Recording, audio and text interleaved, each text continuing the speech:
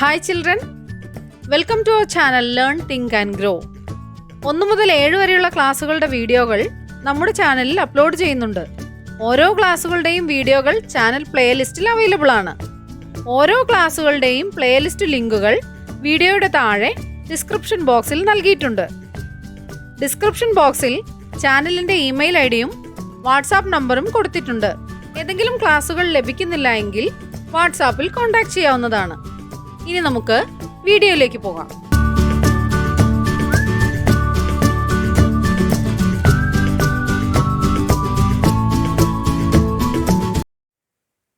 Unit 8 വായിക്കാം വരയ്ക്കാം.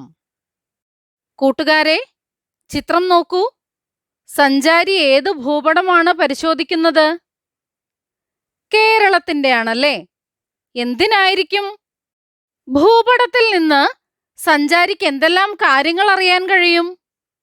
എന്തിനായിരിക്കും സഞ്ചാരി ഈ ഭൂപടം പരിശോധിക്കുന്നത്?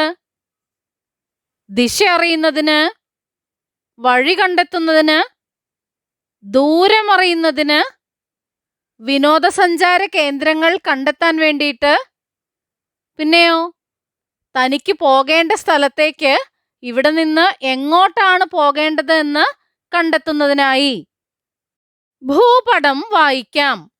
കേരളത്തിലെ ജില്ലകളും പ്രധാന സ്ഥലങ്ങളും നിങ്ങൾ 3-ാം ക്ലാസ്സിൽ പരിചയപ്പെട്ടിട്ടുണ്ട്. തന്നിട്ടുള്ള ഭൂപടം നോക്കൂ. ഈ ഭൂപടത്തിൽ നിന്ന് എന്തെല്ലാം കാര്യങ്ങൾ കണ്ടെത്താൻ സാധിക്കും? നിങ്ങളുടെ സ്വന്തം ജില്ല ഏതാണ്? കേരളത്തിൽ എത്ര തുറമുഖങ്ങളുണ്ട്? അവ ഏതൊക്കെയാണ്? കേരളത്തിൽ 2 തുറമുഖങ്ങളാണുള്ളത് അല്ലേ? ഒന്ന് കോഴിക്കോട്, മറ്റേത് കൊച്ചി, എറണാകുളം ജില്ലയിലാണ്. പിന്നെയോ റെയിൽപാതകളില്ലാത്ത ജില്ലകൾ ഏതൊക്കെയാണ്? വയനാടും ഇടുക്കിയുമാണ്. കണ്ടെത്തിയ വിവരങ്ങൾ ഉൾപ്പെടുത്തി കേരളത്തെക്കുറിച്ച് ഒരു കുറിപ്പ് തയ്യാറാക്കുക. എങ്ങനെയാണ് വിവരങ്ങൾ കണ്ടെത്തിയത്? ഭൂപടത്തിന് താഴെ ഒരു വശത്തായി സൂചിക കൊടുത്തിട്ടുണ്ടല്ലേ. വിമാനത്താവളത്തിനൊരു പ്രത്യേക ചിഹ്നമുണ്ട്, സംസ്ഥാന അതിർത്തിക്കൊരു പ്രത്യേക ചിഹ്നമുണ്ട്, ജില്ലാ അതിർത്തിക്കൊരു ചിഹ്നമുണ്ട്, തുറമുഖത്തിനൊരു ചിഹ്നമുണ്ട്, തലസ്ഥാനത്തിനൊരു ചിഹ്നമുണ്ട്, റെയിൽപാതയ്ക്ക് ഒരു ചിഹ്നമുണ്ട്. ഇത് വച്ചിട്ടാണ് നമ്മൾ ഭൂപടത്തിൽ നിന്ന് കണ്ടെത്തിയത്. ഭൂപടത്തിൽ റോഡുകൾ, റെയിൽപാതകൾ, പുഴകൾ, വിമാനത്താവളങ്ങൾ തുടങ്ങിയവയെ ചിഹ്നങ്ങളും നിറങ്ങളും ഉപയോഗിച്ചാണ് അടയാളപ്പെടുത്തുന്നത്. ഭൂപടങ്ങളിലെ നിറങ്ങളും ചിഹ്നങ്ങളും എന്തിനെ സൂചിപ്പിക്കുന്നുവെന്ന് കാണിക്കുന്നതാണ് സൂചിക. എന്താണ് സൂചിക? ഭൂപടങ്ങളിലെ നിറങ്ങളും ചിഹ്നങ്ങളും എന്തിനെയാണ് സൂചിപ്പിക്കുന്നത് എന്ന് കാണിക്കുന്നതാണ് സൂചിക. ഭൂപടങ്ങളിൽ ഉപയോഗിക്കുന്ന ചില ചിഹ്നങ്ങളാണ് തന്നിട്ടുള്ളത്. റെയിൽപാതയുടെ ചിഹ്നം നോക്കൂ. വിമാനത്താവളത്തിന്റെ ചിഹ്നം എങ്ങനെയാണ്? തുറമുഖം എങ്ങനെയാണ് രേഖപ്പെടുത്തിയിരിക്കുന്നത്? നദിയും വിനോദസഞ്ചാര കേന്ദ്രവുമോ? തലസ്ഥാനം, ജില്ലാ ആസ്ഥാനം, പക്ഷി സങ്കേതം. പ്രധാന നദികളെയും വിനോദസഞ്ചാര കേന്ദ്രങ്ങളും പക്ഷി സങ്കേതങ്ങളും വന്യജീവി സങ്കേതങ്ങളും എല്ലാം നമുക്ക് ചിഹ്നങ്ങൾ ഉപയോഗിച്ച് ഭൂപടത്തിൽ അടയാളപ്പെടുത്താൻ സാധിക്കും. കേരളത്തിലെ പ്രധാന നദികൾ ഏതൊക്കെയാണ്? പെരിയാർ, ഭാരതപ്പുഴ, പമ്പ, ചാലിയാർ. കേരളത്തിലാകെ 44 നദികളാണുള്ളത്. വിനോദസഞ്ചാര കേന്ദ്രങ്ങളോ? കടൽ തീരങ്ങളാണെങ്കിൽ കോവളം, വർക്കല, ശംഖുമുഖം ഇവയെല്ലാം തിരുവനന്തപുരം ജില്ലയിൽ വരുന്നതാണ്. പിന്നെയോ മലയോര വിനോദസഞ്ചാര കേന്ദ്രങ്ങളുണ്ട്. മൂന്നാർ, പൊന്മുടി, വയനാട്, വാഗമൺ, ദേവികുളം ഇവയെല്ലാം മലയോര വിനോദസഞ്ചാര കേന്ദ്രങ്ങളാണ്. വന്യജീവി സങ്കേതങ്ങളോ? പെരിയാർ, ഇരവികുളം. പക്ഷി സങ്കേതങ്ങളോ? തട്ടേക്കാട്, കുമരകം, മംഗളവനം. കൂട്ടുകാർക്കറിയാവുന്ന വിവരങ്ങൾ ചിഹ്നങ്ങൾ ഉപയോഗിച്ച് കേരളത്തിന്റെ ഭൂപടത്തിൽ വരച്ചു ചേർക്കില്ലേ? ക്ലാസ് മുറി വരയ്ക്കാം. കൂട്ടുകാർ ക്ലാസ് മുറി വരയ്ക്കാൻ തീരുമാനിച്ചു. മേശയുടെ 4 വശത്തുമായി 4 പേർ ഇരുന്നു. മേശപ്പുറത്ത് പേപ്പർ വച്ച് വരയ്ക്കാൻ തുടങ്ങി. എല്ലാവരും പേപ്പറിന്റെ മുകളിൽ വലതുവശത്ത് പേരെഴുതണേ. വലതുഭാഗം, ഇടതുഭാഗം, മുകൾ ഭാഗം, താഴ്ഭാഗം എന്നിവയും അടയാളപ്പെടുത്തണം. അഭി വിളിച്ചു പറഞ്ഞു. അപ്പോഴാണ് ടീച്ചർ വന്നത്. ക്ലാസിന്റെ വാതിൽ, ജനലുകൾ, മേശ, ബെഞ്ചുകൾ, ബോർഡ് എന്നിവയും വരയ്ക്കണം. ടീച്ചർ ഓർമ്മിപ്പിച്ചു. കുട്ടികൾ വരച്ച ക്ലാസിന്റെ രേഖാചിത്രങ്ങൾ അവർ അഭിമാനത്തോടെ ഉയർത്തിക്കാട്ടി. ക്ലാസ്സിലെ മറ്റു കുട്ടികൾ അത്ഭുതപ്പെട്ടു. ഒരു ക്ലാസിന്റെ തന്നെ 4 വ്യത്യസ്ത ചിത്രങ്ങളോ? എന്തുകൊണ്ടായിരിക്കും 4 ചിത്രങ്ങളും വ്യത്യസ്തമായത്? ഒരു സ്ഥലത്തെ ചിത്രീകരിക്കുമ്പോൾ ചില പ്രത്യേക കാര്യങ്ങൾ ശ്രദ്ധിക്കണം. എന്തൊക്കെയാണെന്നറിയാമോ? ഒരു സ്ഥലത്തെ ചിത്രീകരിക്കുമ്പോൾ ദിക്കുകൾ പാലിച്ചു വേണം വരയ്ക്കാൻ. ദിശാചിഹ്നങ്ങൾ ഉൾപ്പെടുത്തണം. കൂട്ടുകാർ ഭൂപടം കണ്ടിട്ടില്ലേ? ഭൂപടത്തിന്റെ മുകൾ ഭാഗത്ത് ദിക്കുകളെ സൂചിപ്പിക്കാനായി ഒരു ദിശാചിഹ്നമുണ്ട്. മുകൾ ഭാഗം വടക്ക്, താഴ്ഭാഗം തെക്ക്, വലതുഭാഗം കിഴക്ക്, ഇടതുഭാഗം പടിഞ്ഞാറ്. ദിക്കിനെ കാണിക്കാൻ ഈ ചിഹ്നമാണ് ഉപയോഗിക്കുന്നത്. ഒരു സ്ഥലത്തിന്റെ രേഖാചിത്രം ആര് വരച്ചാലും ഒരുപോലെയാകേണ്ടേ? അതിനായി എന്തെല്ലാം കാര്യങ്ങളാണ് ശ്രദ്ധിക്കേണ്ടത്? ദിശ പാലിച്ച് വരയ്ക്കണം. പേപ്പറിന് മുകൾ ഭാഗത്ത് വടക്ക് ദിക്ക് വരുന്ന രീതിയിലാണ് രേഖാചിത്രം വരയ്ക്കേണ്ടത്. തെക്ക്, കിഴക്ക്, പടിഞ്ഞാറ് ദിക്കുകളും ശരിയായി രേഖപ്പെടുത്തണം. ദിക്കുകൾ അറിയാം. സൂര്യനെ നോക്കി നാം എളുപ്പത്തിൽ ദിക്കറിയാൻ ശ്രമിക്കാറുണ്ട്. സൂര്യൻ എവിടെയാണ് ഉദിക്കുന്നത്? കിഴക്കാണ്. പ്രഭാത സൂര്യൻ കാണപ്പെടുന്നത് കിഴക്കു ഭാഗത്താണ്. പ്രഭാത സൂര്യനെ നോക്കി നിൽക്കുന്ന ഒരു കുട്ടി. കുട്ടിയുടെ ഇടതു കൈ ഭാഗം ഏതു ദിക്കായിരിക്കും? വടക്കായിരിക്കും. ഏതു ഭാഗത്തേക്ക് നോക്കിയാണ് കുട്ടി നിൽക്കുന്നത്? കിഴക്കു ഭാഗത്തേക്ക് നോക്കിയാണ് നിൽക്കുന്നത്. കിഴക്കു ഭാഗത്തേക്ക് നോക്കി നിൽക്കുന്നു. കുട്ടിയുടെ ഇടതു കൈ ഭാഗം വടക്കാണ്. അങ്ങനെയാണെങ്കിൽ വലതു കൈ ഭാഗം ഏതു ദിക്കിനെയാണ് സൂചിപ്പിക്കുന്നത്? തെക്കിനെയാണ്. വടക്കിന്റെ എതിർവശമാണ് തെക്ക്. കുട്ടിയുടെ നിഴൽ വീഴുന്ന ഭാഗം ഏതു ദിക്കാണ്? പടിഞ്ഞാറാണ്. കിഴക്കിനെതിർവശം പടിഞ്ഞാറാണ്. നിഴൽ വീഴുന്ന ഭാഗം പടിഞ്ഞാറ് ദിക്കാണ്. സൂര്യനെ കാണാത്ത സമയങ്ങളിൽ നമുക്ക് എങ്ങനെ ദിക്കുകൾ അറിയാൻ കഴിയും? ദിക്കറിയുന്നതിന് ഉപയോഗിക്കുന്ന ഉപകരണമാണ് വടക്കുനോക്കി യന്ത്രം. വടക്കുനോക്കി യന്ത്രത്തിന്റെ മധ്യത്തിൽ ഒരു കാന്തസൂചിയുണ്ട്. ആ സൂചി വടക്കു തെക്കായി മാത്രമേ നിൽക്കുകയുള്ളൂ. ആ സൂചിയിലെ പ്രത്യേകമായി അടയാളപ്പെടുത്തിയ അഗ്രമാണ് വടക്കു ദിക്കിനെ സൂചിപ്പിക്കുന്നത്. വടക്കുനോക്കി യന്ത്രം ഉപയോഗിച്ച് നമുക്ക് എളുപ്പത്തിൽ ദിക്കറിയാൻ സാധിക്കും. സ്കൂളിന്റെ രേഖാചിത്രം. നന്ദനയുടെ സ്കൂളിന്റെ രേഖാചിത്രമാണിത്. രേഖാചിത്രത്തിൽ നിന്ന് താഴെ കൊടുത്ത കാര്യങ്ങൾ കണ്ടെത്തുക. രേഖാചിത്രം നോക്കൂ. ചിത്രത്തിൽ ദിക്കടയാളപ്പെടുത്തിയിട്ടുണ്ട്. ദിശാചിഹ്നം ഉൾപ്പെടുത്തിയിട്ടുണ്ട്. സ്കൂളിന്റെ ഏതു ദിക്കിലൂടെയാണ് സംസ്ഥാന പാത കടന്നു പോകുന്നത്? സംസ്ഥാന പാത ഏതാണ്? ഇതാണ്. അത് സ്കൂളിന്റെ ഏതു ദിക്കിലൂടെയാണ് കടന്നു പോകുന്നത്?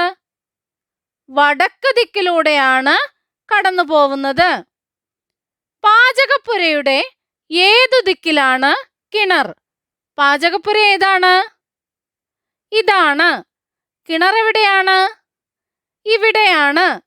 ഏതാണ് ദിക്ക്? കിഴക്കു ദിക്കിലാണ് കിണർ. കൊടിമരത്തിന്റെ ഏതു ദിക്കിലാണ് സ്റ്റേജ്? കൊടിമരം കണ്ടില്ലേ?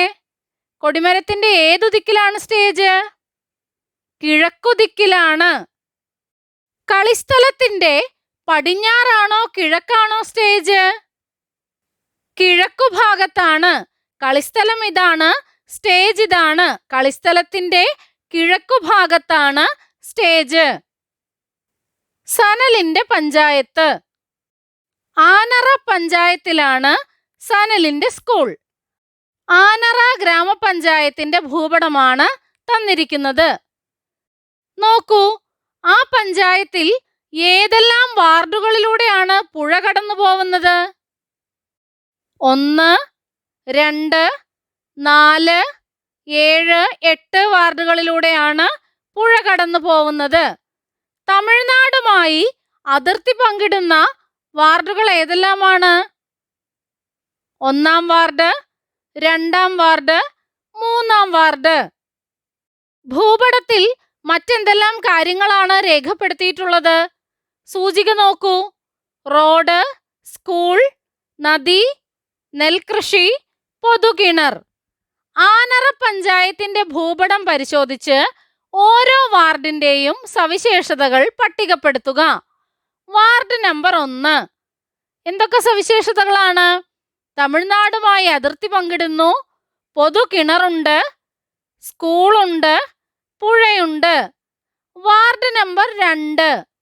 തമിഴ്നാടുമായി അതിർത്തി പങ്കിടുന്നു, പൊതുകിണറുണ്ട്, പുഴയുണ്ട്. Ward number 3. എന്തെല്ലാം പ്രത്യേകതകളാണുള്ളത്? തമിഴ്നാടുമായി അതിർത്തി പങ്കിടുന്നു, സ്കൂളുണ്ട്, പൊതുകിണറുണ്ട്. വാർഡ് നമ്പർ 4ന്റെ പ്രത്യേകത എന്താണ്? കൂട്ടുകാർ എഴുതി നോക്കൂ. ഇതുപോലെ നിങ്ങളുടെ പഞ്ചായത്തിന്റെ സവിശേഷതകൾ ഗ്രാമപഞ്ചായത്ത് ഭൂപടത്തിൽ നിന്നും കണ്ടെത്തി എഴുതുക. എന്റെ ജില്ല.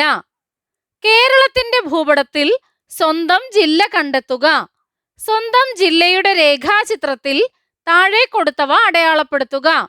അയൽ ജില്ലകൾ, ജില്ലാ ആസ്ഥാനം, വിനോദസഞ്ചാര കേന്ദ്രങ്ങൾ, നദികൾ, കായലുകൾ, തടാകങ്ങൾ, പ്രധാന സ്ഥലങ്ങൾ, പ്രധാന സ്ഥാപനങ്ങൾ തുടങ്ങിയവ അടയാളപ്പെടുത്തുക. വിശാലമായ ഒരു പ്രദേശത്തെ സവിശേഷതകൾ ഒരു കടലാസിൽ കൃത്യമായി ചിത്രീകരിക്കാൻ നമുക്ക് കഴിയും. ഭൂപ്രദേശങ്ങളുടെ ഇത്തരത്തിലുള്ള ചിത്രീകരണത്തെയാണ് ഭൂപടം എന്ന് പറയുന്നത്. എന്താണ് ഭൂപടം? വിശാലമായ ഒരു പ്രദേശത്തെ സവിശേഷതകൾ ഒരു കടലാസിൽ കൃത്യമായി ചിത്രീകരിച്ചിരിക്കുന്നതാണ് ഭൂപടം എന്ന് പറയുന്നത്. വിലയിരുത്താം. ഏതു ദിക്കിൽ?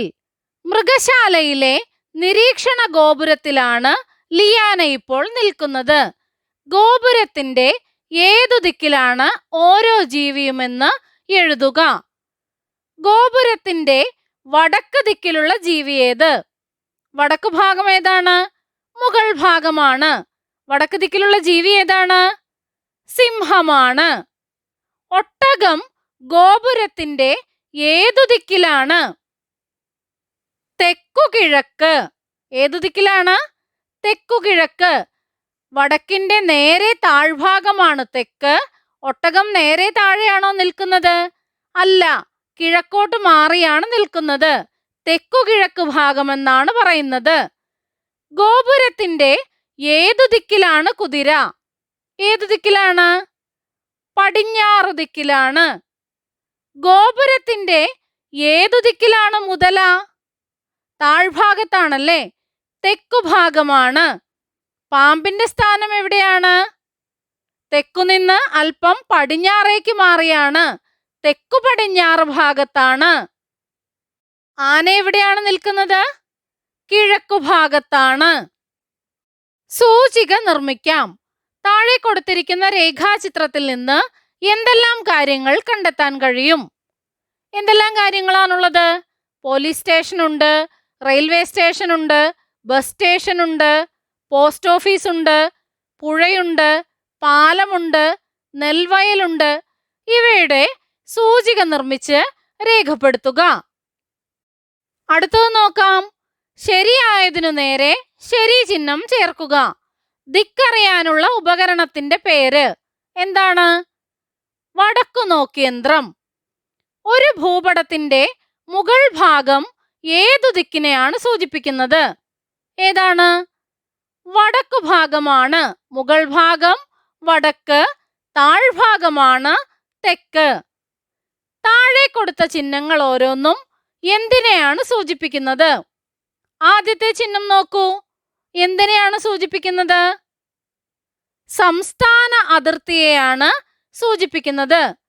രണ്ടാമത്തേതോ? റെയിൽ പാതയാണ്. മൂന്നാമത്തേത് സംസ്ഥാന പാതയാണ്. നാലാമത്തേതോ? നദിയാണ്. നമ്മുടെ ചാനലിൽ അപ്ലോഡ് ചെയ്യുന്ന എല്ലാ വീഡിയോകളും കുട്ടികൾക്ക് ഉപകാരപ്പെടുന്നുവെന്നറിയിച്ച എല്ലാവർക്കും നന്ദി. 1 മുതൽ 7 വരെ ക്ലാസ്സുകളുടെ എല്ലാ വീഡിയോകളും നമ്മുടെ ചാനലിൽ അപ്ലോഡ് ചെയ്യുന്നതായിരിക്കും. അപ്ലോഡ് ചെയ്യുന്ന എല്ലാ വീഡിയോകളും കാണുന്നതിനായി ചാനൽ മെമ്പർഷിപ്പിൽ ജോയിൻ ചെയ്യാം. അതിനായി ചെയ്യേണ്ടത് ഇത്രമാത്രം. സബ്സ്ക്രൈബ് ബട്ടൺ അടുത്തായി ജോയിൻ എന്ന ബട്ടൺ കാണാം. അതിൽ ക്ലിക്ക് ചെയ്യുക. 1ഉം 2ഉം ക്ലാസ്സുകളുടെ വീഡിയോകൾ കാണുന്നതിനായി ഇവിടെ ക്ലിക്ക് ചെയ്യാം. 1 മുതൽ 4 വരെയുള്ള ക്ലാസ്സുകളുടെ വീഡിയോകൾ കാണുന്നതിനായി ഇവിടെ ക്ലിക്ക് ചെയ്യാം. 1 മുതൽ 7 വരെയുള്ള ക്ലാസ്സുകളുടെ വീഡിയോകൾ കാണുന്നതിനായി ഇവിടെ ക്ലിക്ക് ചെയ്യാം. ചാനലിൽ അപ്ലോഡ് ചെയ്യുന്ന എല്ലാ വീഡിയോകളും കാണുന്നതിനായി ഇവിടെ ക്ലിക്ക് ചെയ്യാം. Thank you.